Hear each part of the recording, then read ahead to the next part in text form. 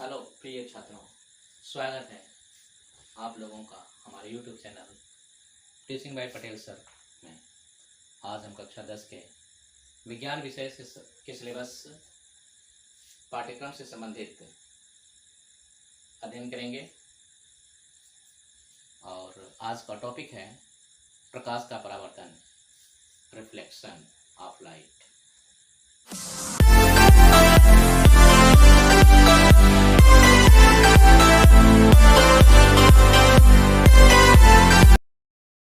प्रकाश का परावर्तन। प्रकाश का परावर्तन क्या होता है? तो जब भी कोई प्रकाश किरण किसी माध्यम में चलकर किसी चिकने तल पर पड़ती है तो पुनः उसी माध्यम में वापस लौट जाती है। इस घटना को प्रकाश का परावर्तन कहते हैं। देखिए, ये चिकना तल है, पालिशदार है ये। इस पर कोई प्रकाश किरण ऐसे माध्यम में आ रही है और इस चिकने तल पर पड़ करके और पुनः वापस उसी माध्यम में वापस लौट जाती है। तो ये घटना जो है प्रकाश का परावर्तन कहलाता है। ये घटना जो है प्रकाश का परावर्तन है। इसमें जो किरण इस चिकने तल पर आके पड़ती है उसको आपतित किरण कहते हैं। आपतित किरण।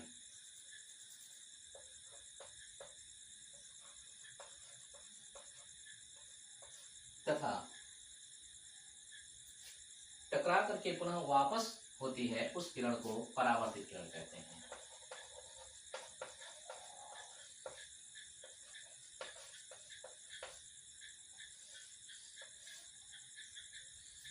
यदि इस चिकने तल पर जहां पर ये प्रकाश किरण आके पड़ती है वहां पर कोई लंबवत रेखाखंड खींचते हैं तो वह रेखाखंड जो है अभिलंब कहलाता है। इसको जो हम अभिलंब कहेंगे।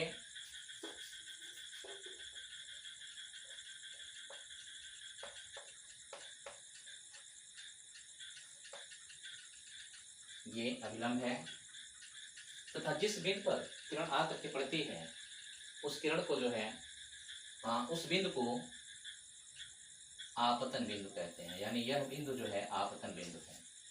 इस बिंदु को आपतन बिंदु कहेंगे हम। अब ध्यान देना है बच्चों कि आपतित किरण और अभिलंब के बीच एक कोण बनता है। इस कोण को आपतन कोण कहते हैं।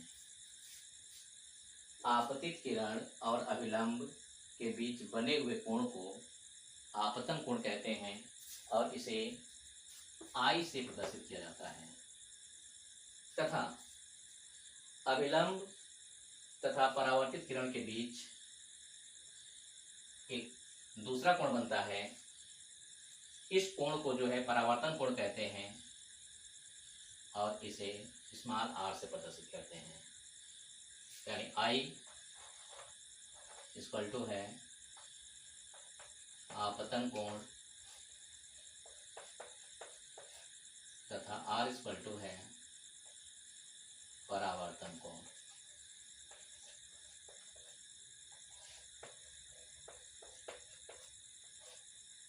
तो ये समझ में आ रहा होगा कि परावर्तन किसे कहते हैं।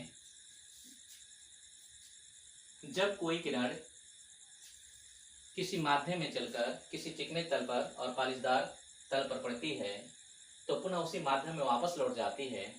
इस घटना को प्रकाश का परावर्तन कहते हैं। अब यहाँ पर जो किरण आकर के पड़ती है उसे आपतित किरण तथा वापस उसी माध्यम में जो किरण लौटती है उसे परावर्तित किरण कहते हैं। आपको ये पता चल गया होगा कि आपतन कोण किसे कहते हैं और परावर्तन कोण किसे कहते हैं। एक बार पुनः पुनरावृत्त कर दे रहा हूं मैं कि आपतित किरण और अभिलंब के बीच बने हुए कोण को आपतन कोण कहते हैं जिसे I से प्रदर्शित किया जाता है। तथा परावर्तित किरण और विलंब के बीच बने हुए कोण को परावर्तन कोण कहते हैं, जिसे आर से प्रदर्शित करते हैं। अब हम जो है परावर्तन के नियम के बारे में जानेंगे। परावर्तन के नियम क्या हैं? तो परावर्तन के दो नियम हैं।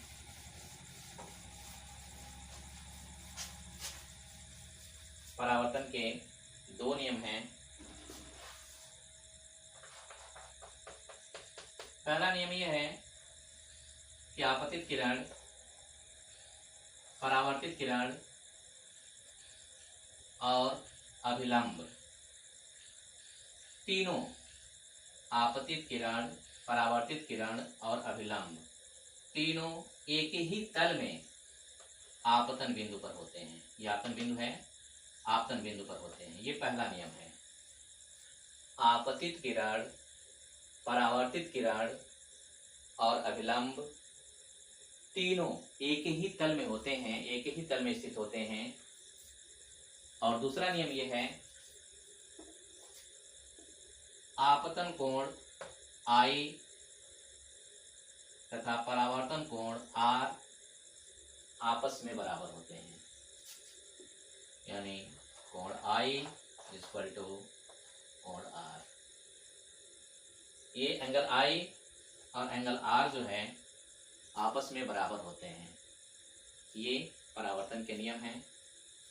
दो नियम।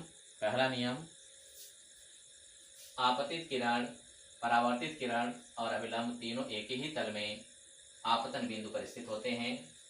और दूसरा, आपतन कोण I और परावर्तन कोण R आपस में बराबर होते हैं, अर्थात angle I equal to angle R। तो अभी हम लोगों ने देखा परावर्तन के नियम, और आगे हम लोग देखेंगे कि दर्पण, गोलीय दर्पण और समतल दर्पण, दो प्रकार के दर्पण होते हैं। दर्पण जो है दो प्रकार के होते हैं, एक समतल दर्पण होता है, दूसरा गोलीय दर्पण होता है। पहले दर्पण के बारे में जानते हैं। दर्पण क्या होता है? दर्पण कोई चिकना तल जिसका एक सतह, एक तल पॉलिश किया हुआ हो और दूसरा तल परावर्तक हो, तो उसे हम दर्पण बोलेंगे। एक तल जो है पॉलिश किया हुआ हो और दूसरा तल चिकना हो, तो उसे हम क्या बोलेंगे? दर्पण बोलेंगे। दर्पण दो प्रकार के होते हैं, समतल दर्पण और दूसरा जो है गोलीय दर्पण।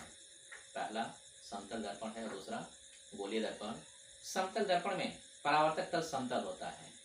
जैसे जो हम अपना चेहरा देखते हैं शीशे में, वो जो है समतल दर्पण होता है।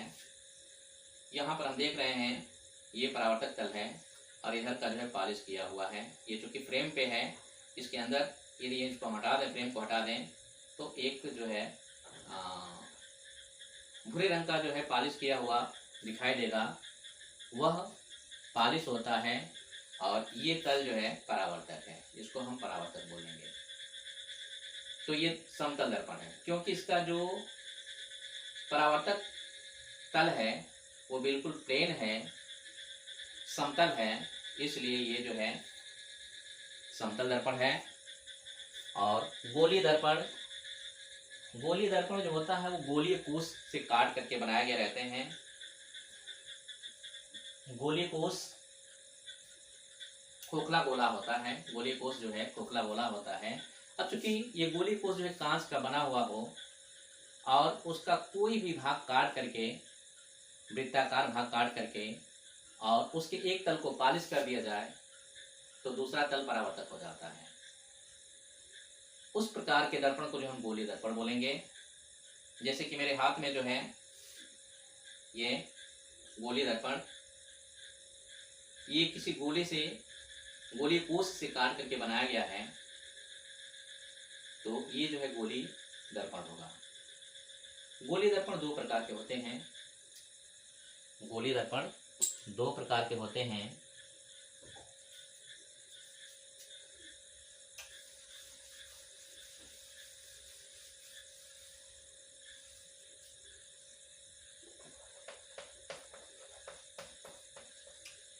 गोली दर्पण दो प्रकार के होते हैं, एक अवतल दर्पण और दूसरा जो है उत्तल दर्पण।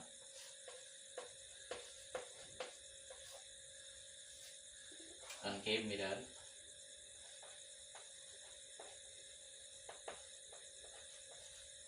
और कॉन्वेक्स मिरर। गोली दर्पण जो है दो प्रकार के, एक अवतल दर्पण जिसको कनकेव मिरर कहते हैं और दूसरा जो है उत्तल दर्पण जिसको कॉन्वेक्स मिरर कहते हैं। अब ध्यान से देखेंगे तो अवतल दर्पण किसे हम कहेंगे? ऐसा दर्पण जिसका उभरा हुआ तल पालिश किया हुआ हो, उभरा तल पालिश किया हो और दबा हुआ तल अंदर की ओर जब दबा रहता है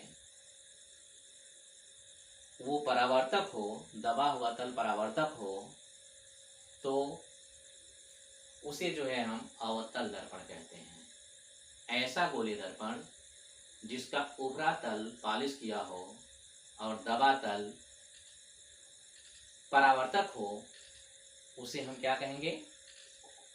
अवतल दर्पण कहेंगे। जैसे आप देखो, चम्मच देखे होंगे आप, या कटोरी है, कटोरी का जो पीछे वाला हिस्सा होता है वो यदि पालिश कर दिया जाए और अंदर वाला हिस्सा जो है वो चमकदार हो, परावर्तक हो, तो यह अवतल बन जाता है। इसको हम क्या बोलेंगे?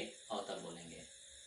ये मेरे हाथ में जो है ये अवतल दर्पण है, शायद आप लोगों को कन्फर्म ना हो पा रहा हो, लेकिन ये जो चिकना है ये दबा हुआ है और जो पालिश किया हुआ है इस साइड का जो है पालिश किया हुआ है वो उभरा हुआ है, उठा हुआ है।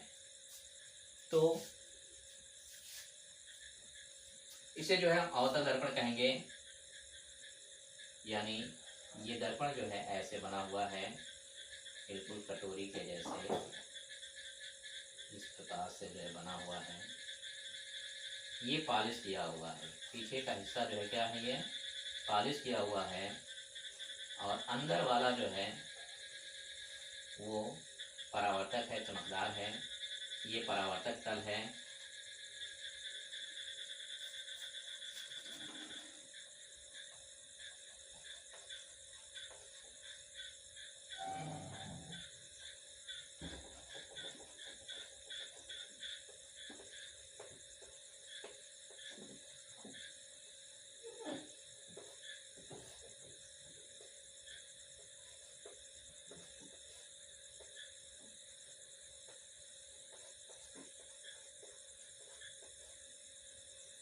इस प्रकार के दर्पण को जो है हम अवतल दर्पण कहेंगे।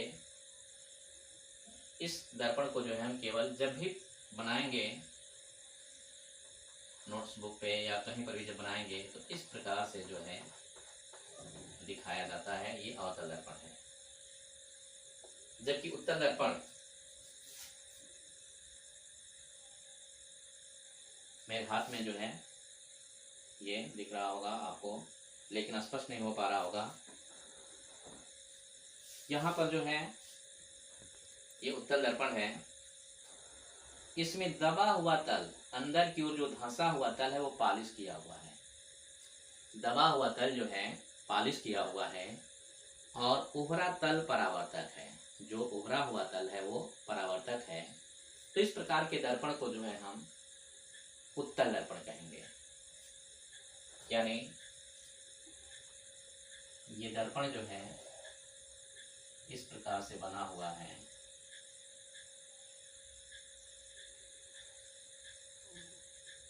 अंदर वाला पोर्शन जो है दबा हुआ जो है वो पॉलिश किया हुआ है और उभरा हुआ तल जो है परावर्तक है।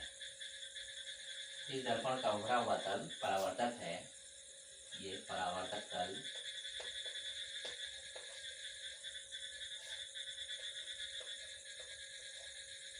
और ये जो है पॉलिश किया हुआ तल है।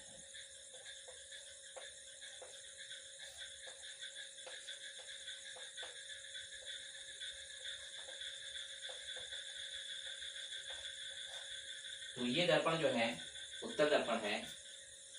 इसको जो है हम ऐसे जो है नोट्सबुक में बनाते हैं या किताबों में बना रहता है इस तरह से।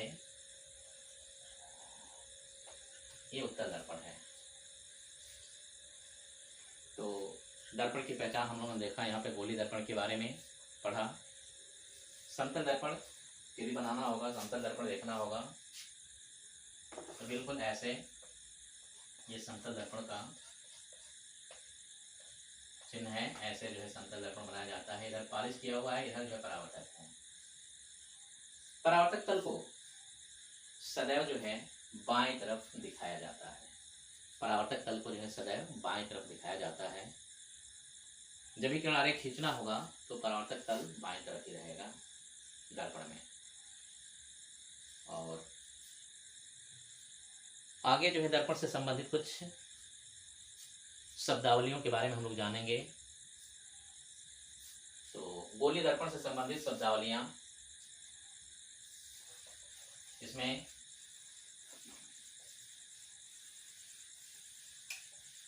सबसे पहले जो है दर्पण का वक्रता केंद्र क्या होता है। दर्पण का वक्रता केंद्र, गोलीय दर्पण का वक्रता केंद्र क्या होता है। तो अभी मैं बताया हूं कि गोलीय दर्पण जो है गोलीय कोष का भाग होता है। इसका मतलब खोखला गोला होगा, कांच का खोखला गोला होगा, उसी से काट करके दर्पण बनाए जाते हैं। तो जिस गोलीय कोष से दर्पण बनाया जाता है, जिस गोलीय कोष का दर्पण भाग होता है, दर्पण जो है जिस गोलीय कोष का भाग होता है, उस गोलीय कोष का केंद्र ही उस दर्पण का वक्रता केंद्र कहलाता है। सी से प्रदर्शित किया जाता है। अर्थात यदि हम देखें इसको तो ये अवतल दर्पण में बना रहा हूं। निश्चित तौर पर जो है ये किसी गोले का भाग है। अब इस गोले का भाग जो है यहाँ पर इसका केंद्र है। अर्थात ये केंद्र ही इस दर्पण का जो है वक्रता केंद्र है। इस अवतल दर्पण का वक्रता केंद्र सी है। अर्थात जिस गोलीय कोष से गोलीय दर्पण बनाया गया होता है, उस गोलीय कोष का केंद्र ही उस गोलीय कोष का केंद्र ही उस दर्पण का वक्रता केंद्र होता है। इसी प्रकार से यदि उत्तल दर्पण को देखें हम तो ये उत्तल दर्पण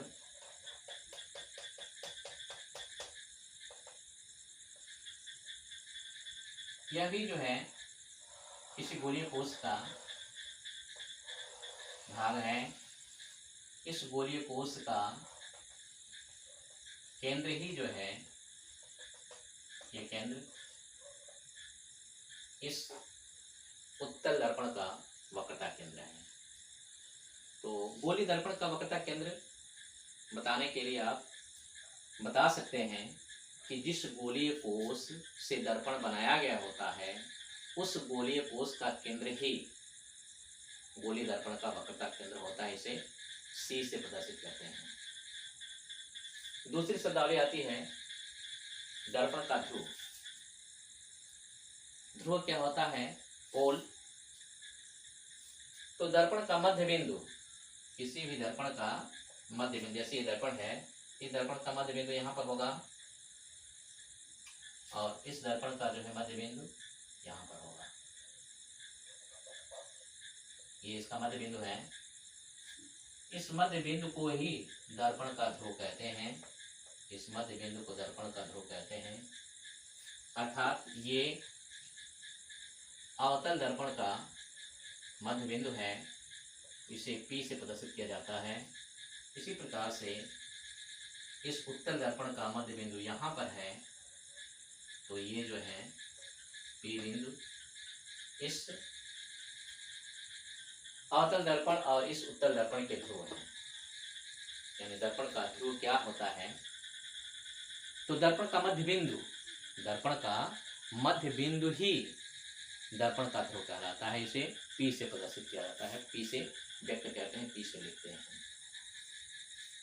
इसके बाद आता है अगली शब्दावली, दर्पण से संबंधित अगली शब्दावली है मुख्य अक्ष, मेन एक्सिस। मुख्य अक्ष क्या होता है, तो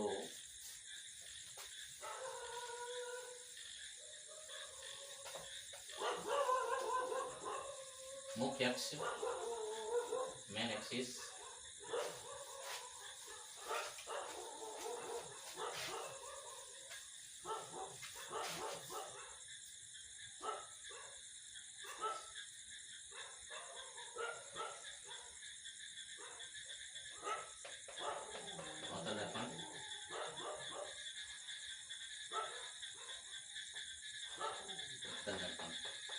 नीचे उत्तल दर्पण बना हुआ है और ऊपर जो है अवतल दर्पण बना हुआ है।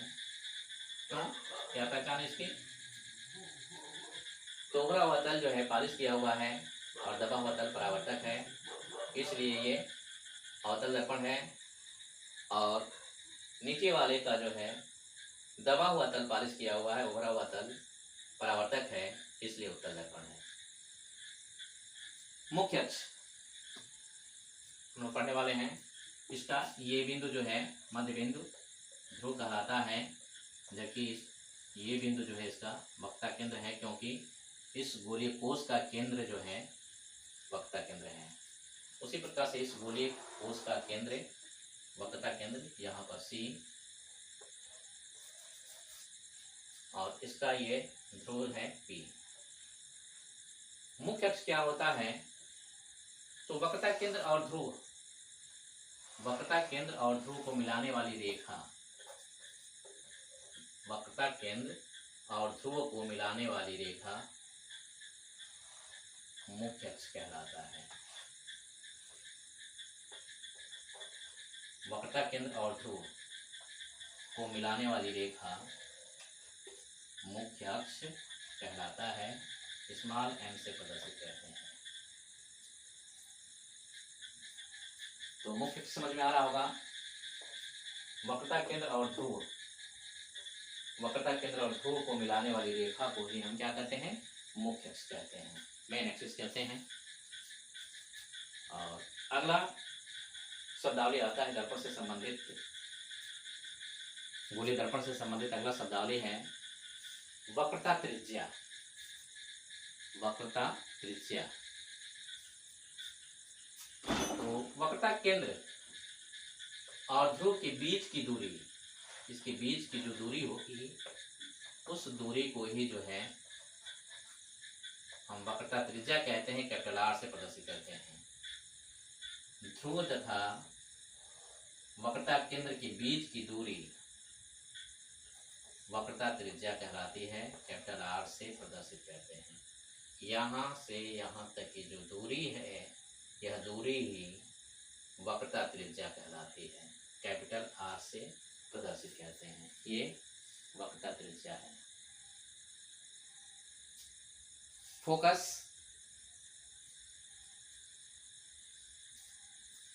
फोकस किसे कहते हैं, अवतल दर्पण का फोकस और उत्तल दर्पण का फोकस कैसे परिभाषित करेंगे, तो अवतल दर्पण का फोकस मुख्य अक्ष के समांतर चलने वाली प्रकाश किरण। अवतल दर्पण का फोकस के लिए परिभाषा, मुख्य अक्ष के समांतर चलने वाली प्रकाश किरण अवतल दर्पण से परावर्तन के पश्चात मुख्य अक्ष के जिस बिंदु से होकर जाती है उस बिंदु को अवतल दर्पण का फोकस कहते हैं। मुख्य अक्ष के समांतर चलने वाली प्रकाश किरण अवतल दर्पण से परावर्तन के पश्चात मुख्य अक्ष के जिस बिंदु से, मुख्य अक्ष ये है, मुख्य अक्ष के जिस बिंदु से होकर जाती है उस बिंदु को ही अवतल दर्पण का फोकस कहते हैं। अवतल दर्पण का फोकस समझ में आ गया होगा। अब उत्तल दर्पण का फोकस,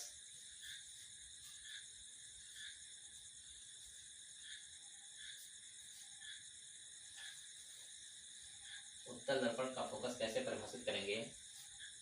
मुख्य अक्ष के समांतर चलने वाली प्रकाश किरण, मुख्य अक्ष के समांतर चलने वाली प्रकाश किरण उत्तल दर्पण से परावर्तन के पश्चात,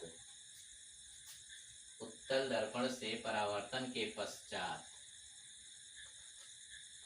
मुख्य अक्ष के जिस बिंदु से आती हुई प्रतीत होती है उस बिंदु को उत्तल दर्पण का फोकस कहते हैं।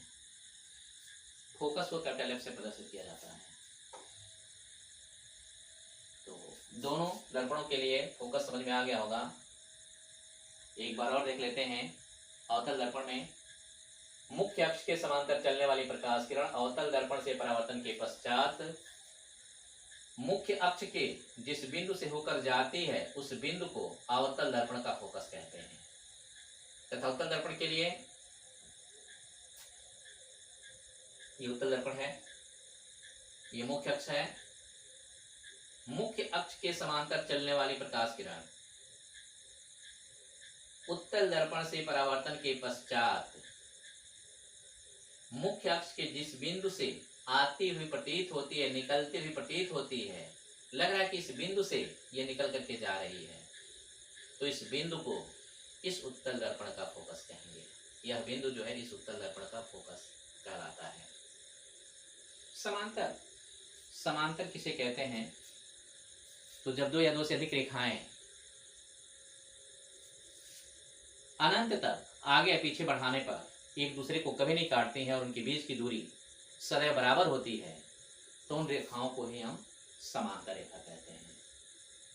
अनंत तक आगे या पीछे बढ़ाया जाए तो एक दूसरे को कभी प्रतिच्छेदित नहीं करती है, कभी काटती नहीं है, तो उस बिंदु को ही, उन रेखाओं को ही हम जो है समांतर रेखा कहेंगे। उनके बीच की दूरी सदैव बराबर होगी। तो यहाँ पर जो है ये मुख्य अक्ष है, इसके समांतर ये किरण आ रही है, ये समांतर आ रही है। उसी तरह से ये मुख्य अक्ष है, यहाँ ये समांतर किरण आ रही है, कभी प्रतिच्छेदित नहीं करेगी इस रेखा को। तो ये फोकस समझ में आ गया होगा। अब आता है अगला शब्दावली, फोकस तल। फोकस तल, तो दर्पण के फोकस, दर्पण के फोकस से होकर जाने वाली मुख्य अक्ष के लंबवत तल को फोकस तल कहते हैं। यानी फोकस से गुजरने वाले तल जो मुख्य अक्ष के लंबवत होता है उस तल को ही जो है हम फोकस तल कहेंगे। ये तल जो है फोकस से तल गुजर रहा है, तो इसे हम क्या कहेंगे? फोकस तल कहेंगे। जैसे मैं बताया, दिखाया आपको कि ये अवतल दर्पण है, ये अवतल दर्पण, इसका वक्रता केंद्र इधर है, यहाँ इधर होगा पड़ेगा और इसका फोकस भी इधर ही पड़ेगा।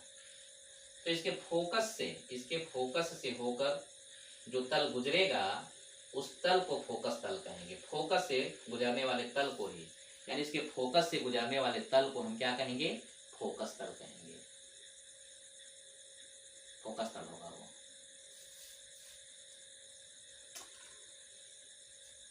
और आगे हम लोग अध्ययन करेंगे प्रतिबिंब बनने के नियम। प्रतिबिंब बनने के नियम।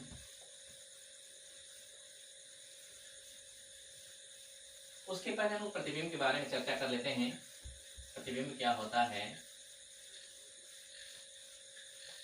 तो प्रतिबिंब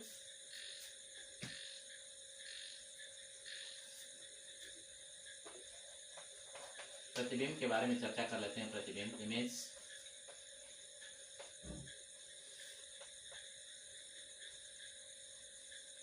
जब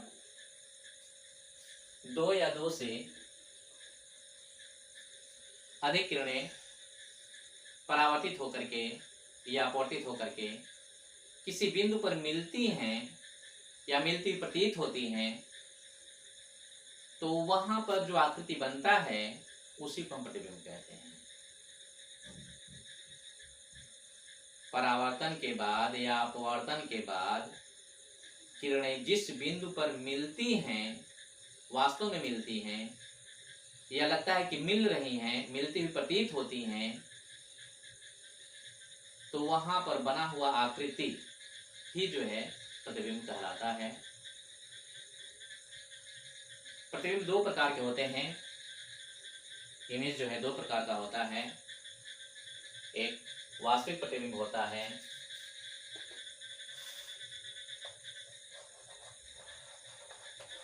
वास्तविक प्रतिबिंब।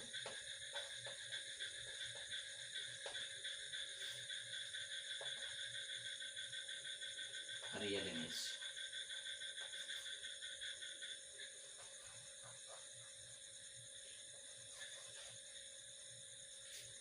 और दूसरा आभासी प्रतिबिंब।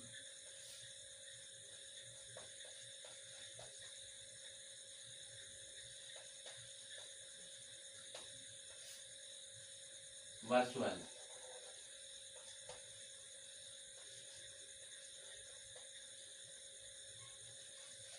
इमेज।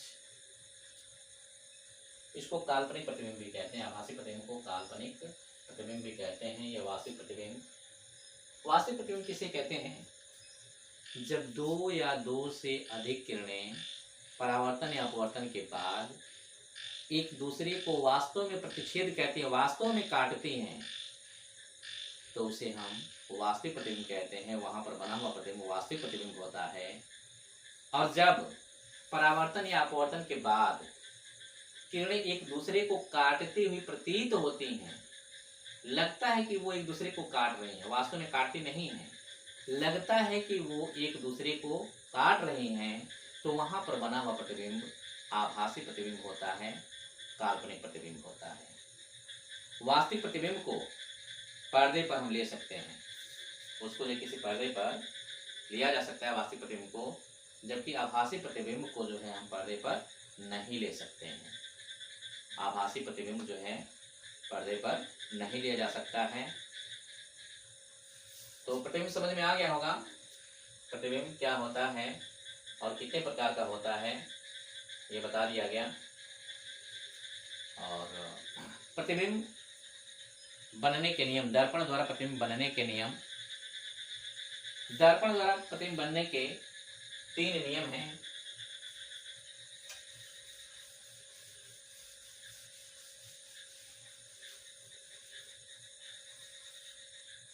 प्रतिबिंब बनने के नियम। प्रतिबिंब बनने के 3 नियम हैं। पहला, मुख्य अक्ष के समांतर चलने वाली प्रकाश किरणें अवतल दर्पण से परावर्तन के पश्चात अवतल दर्पण के फोकस से होकर जाती है, तथा उत्तल दर्पण के मुख्य अक्ष के समांतर चलने वाली प्रकाश किरणें परावर्तन के पश्चात उसके फोकस से आती हुई प्रतीत होती हैं। ये बताया गया है। पहला नियम है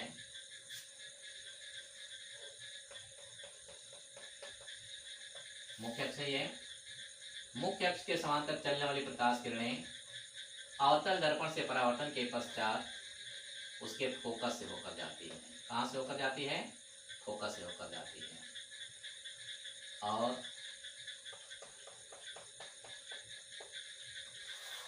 उत्तल दर्पण में मुख्य अक्ष के समांतर चलने वाली प्रकाश किरणें परावर्तन के पश्चात उसके फोकस से आती हुई प्रतीत होती है। उसके फोकस से आती हुई प्रतीत होती है। लगता है कि इसके फोकस से निकल करके जा रही है परावर्तन के बाद। पहला नियम यह है, पहला नियम मुख्य अक्ष के समांतर चलने वाली प्रकाश किरणें अवतल दर्पण से परावर्तन के पश्चात उसके फोकस से होकर जाती है, अवतल दर्पण के फोकस से होकर जाती है। जबकि मुख्य अक्ष के समांतर चलने वाली प्रकाश किरणें उत्तल दर्पण से परावर्तन के पश्चात उसके फोकस से निकलती हुई प्रतीत होती है। अर्थात उत्तल दर्पण के फोकस से निकलती हुई प्रतीत होती है। दूसरा नियम,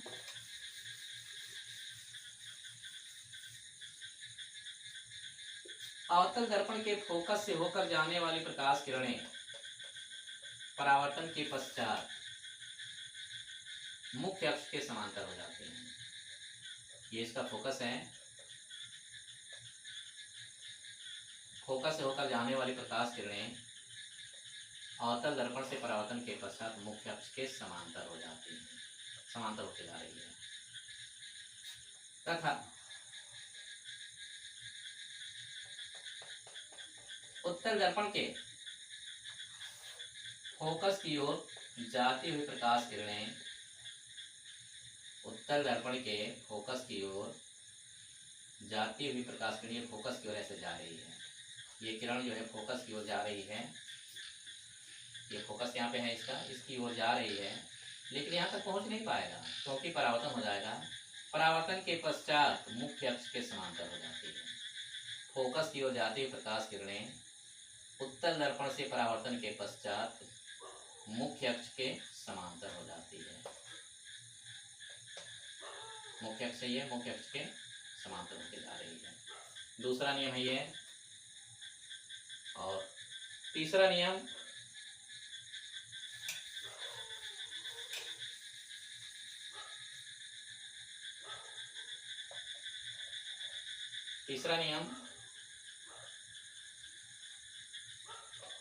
अवतल दर्पण के वक्रता केंद्र से होकर जाने वाली प्रकाश किरण, वक्रता केंद्र से होकर जाने वाली प्रकाश किरण अवतल दर्पण से परावर्तन के पश्चात पुनः उसी मार्ग से वापस लौट जाती है। तथा अवतल दर्पण के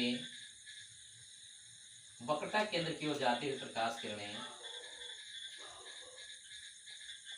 वक्रता केंद्र की ओर जाती हुई प्रकाश किरण परावर्तन के पश्चात यहाँ से रिफ्लेक्ट हो जाएगा, परावर्तित हो जाएगा, परावर्तन के बाद उसी मार्ग से वापस लौट जाती है। यहाँ तक नहीं पहुँच पाएगा, यहीं से ये वापस उसी रास्ते से वापस लौट जाएगा। तो ये 3 नियम। पहला नियम, मुख्य अक्ष के समांतर चलने वाली प्रकाश किरण अवतल दर्पण से परावर्तन के पश्चात अवतल दर्पण के फोकस से होकर जाती है। तथा उत्तल दर्पण से परावर्तन के पश्चात उसके फोकस से निकलती हुई प्रतीत होती है। दूसरा नियम है, अवतल दर्पण के फोकस से होकर जाने वाली प्रकाश किरण अवतल दर्पण से परावर्तन के पश्चात मुख्य अक्ष के समांतर हो जाती है। तथा उत्तल दर्पण के फोकस की ओर जाती हुई प्रकाश किरण उत्तल दर्पण से परावर्तन के पश्चात मुख्य अक्ष के समांतर हो जाती है। और तीसरा नियम यह है, अवतल दर्पण के वक्रता केंद्र से होकर जाने वाली प्रकाश किरण अवतल दर्पण से परावर्तन के पश्चात पुनः उसी मार्ग से वापस लौट जाती है,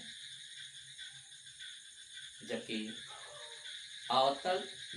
उत्तल दर्पण के वक्रता केंद्र की ओर जाते हुए प्रकाश किरण परावर्तन के पश्चात पुनः उसी मार्ग से वापस लौट जाती है। धन्यवाद। आज का टॉपिक बस इतना ही।